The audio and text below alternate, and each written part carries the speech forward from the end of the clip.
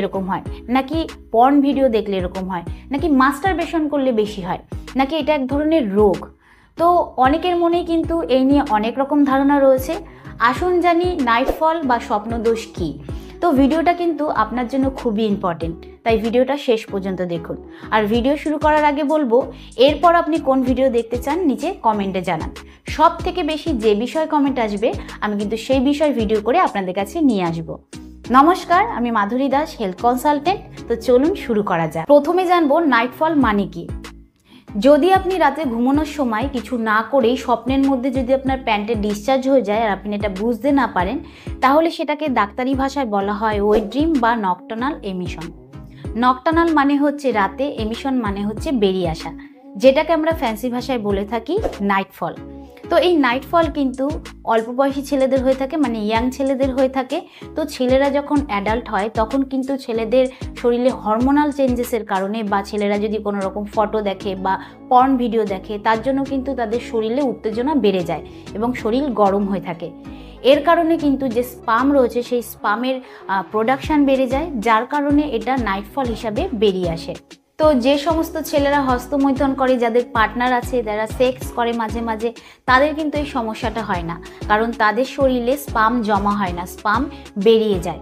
কিন্তু যাদের পার্টনার নেই, যারা হস্তমৈথুন করে না, তাদের কিন্তু এই সমস্যাটা বেশি হয়, কারণ তাদের শরীরে উত্তেজনা বেশি থাকে, যার কারণে নাইটফল বারবার হয়। এবার জানবো যে নাইটফল কীরকম হলে সেটা নর্মাল।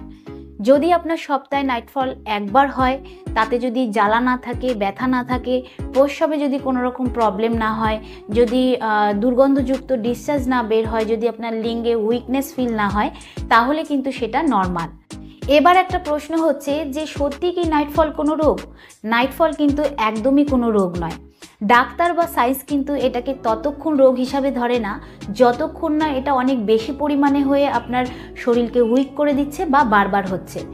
কিন্তু যদি আপনার এটা অনেক বয়স করে গিয়ে হয়, মানে যদি আপনার 30 বছর বা 40 বছর হয়ে গেছে তাও এটা আপনার হচ্ছে, তাহলে কিন্তু আপনাকে ডাক্তার দেখাতে হবে। বা যদি আপনার এটা বারবার হয় তাহলেও আপনাকে ডাক্তার দেখাতে হবে। বা এর কারণে যদি আপনার শরীর কমজোরি হয়ে পড়ছে বা নর্মাল সেক্স করার পরেও আপনার এটা বারবার হচ্ছে, তাহলেও কিন্তু আপনাকে ডাক্তার দেখাতে হবে, কারণ আপনার শরীর অতিরিক্ত স্পাম তৈরি করে ফেলছে।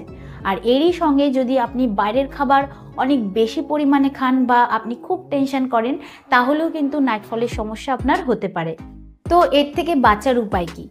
এর থেকে বাঁচার উপায় হচ্ছে যে যদি আপনি কোনো রকম ফটো দেখেন বা খুব বেশি পর্ন ভিডিও দেখেন, সেটাকে কিন্তু আপনাকে কমাতে হবে। ধীরে ধীরে আপনাকে নানান কাজের মধ্যে নিজেকে ব্যস্ত রাখতে হবে।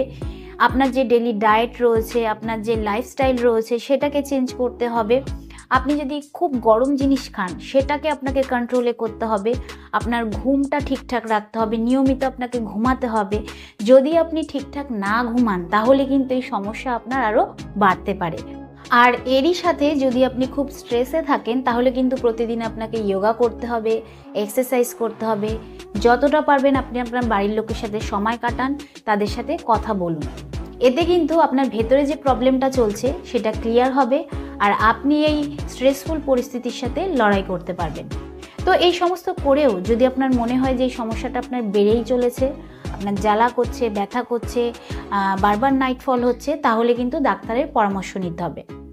তো এটা ট্রিটমেন্ট করার আগে এটা জানা জরুরি, আপনার কোনো রকম ইনফেকশান নেই তো, আপনার ইউরিন ইনফেকশান নেই তো, আপনার বীর্যে ইনফেকশান নেই তো। তো এর জন্য কিন্তু একটা আল্ট্রাসাউন্ড করতে দেওয়া হয় আর বীর্যের টেস্ট করতে দেওয়া হয়। যদি আপনার কোনো রকম ইনফেকশান না থাকে, তাহলে কিছু মেডিসিন পাওয়া যায় যেটা আপনার শরীরের গরম এবং হরমোন এই দুটোকেই ডাউন করে আর নাইটফলের সমস্যাটাকে কম করে। তো এই যে মেডিসিনগুলো রয়েছে, এগুলোর কিন্তু কিছু সাইড এফেক্ট রয়েছে, এটা কিন্তু আপনার জানাটা খুবই জরুরি। আপনার যে সেক্সুয়াল এনার্জি রয়েছে সেটাকেও কিন্তু বন্ধ করে দেয় এই মেডিসিনগুলো। তাই এই মেডিসিন ব্যবহার করার আগে অবশ্যই ডাক্তারের পরামর্শ নেবেন। এটা কিন্তু ডাক্তারের পরামর্শ ছাড়া একদমই ব্যবহার করবেন না। তো আমি আশা করব যে এই ভিডিওর দ্বারা আপনি উপকৃত হবেন। ভিডিওটা কিরকম লাগলো অবশ্যই কমেন্টে জানাবেন। তো আজকের মতন এতটুকুই, আবার দেখা হবে পরবর্তী ভিডিও নিয়ে। নমস্কার।